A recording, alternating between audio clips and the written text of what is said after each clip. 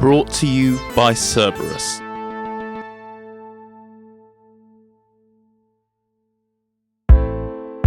The schedule is getting tight. Things keep getting delayed, and now there's not much time left. The new properties are mostly sold, and the buyers want to move in by winter. The site manager has had to bring in several new contractors to help things back on schedule. A strange bunch, carpenters they brought in, always looking over their shoulders.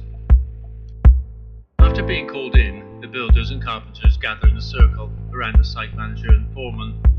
Everyone is given their tasks for the day, and groups break off in different directions. After several minutes of waiting, one of the carpenters rudely interjected in the preceding conversation between the foreman and the builder, who was being congratulated on the birth of his second child. The carpenter became insistent on the need to get to work. The foreman and the builder shrugged off the man's impatience and bid each other farewell. The foreman begrudgingly lists a bunch of unfinished work to the listening carpenters, all eyes fixed upon him. Such cold eyes, he thought. After coming back from what he considered to be a well-earned lunch, he set to work in one of the bedrooms.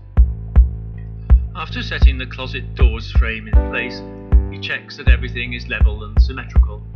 He leaves a gap around the centre of the door, which he measures, finding the dimensions acceptable. Now that everything is prepared, he raises his head to look over his shoulder, listening for some time. Nothing but the sound of his sister working in another room. He reaches into his bag, pulling out strips of wood. The strips have inscriptions carved upon them, which he checks and then places them in order at his side. Picking up a glue gun from inside his bag, he proceeds to place the strips onto the floor. The sides and above making the inscriptions are not visible. No gaps are left. The gateway will be fed.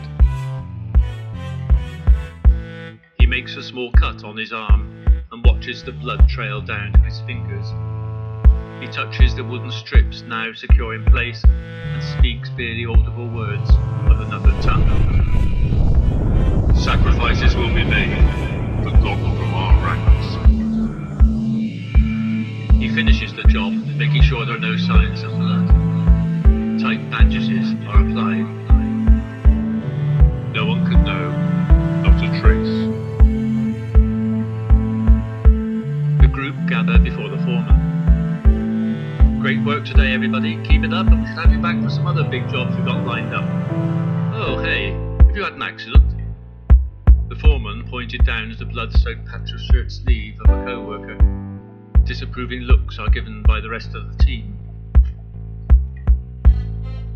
No one can know, not a trace. He tells the foreman that it's just a graze, and he'll get it looked at on the way home.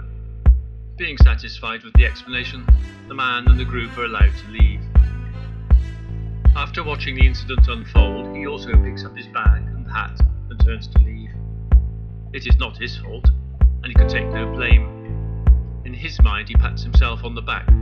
Another job well done. A smirk spreads. No one's the wiser, he thought, as he loaded his tool bag into the company truck. He caught the eyes of another of his team. A judgmental stare told him to rein in his expression, which he changed to a more natural smile. At least it felt more natural. You know, they said we did so well today, we might start getting some regular work. That's great, his co-worker replied flatly. Money will be made, but we serve another master. They both climbed into the van and drove away.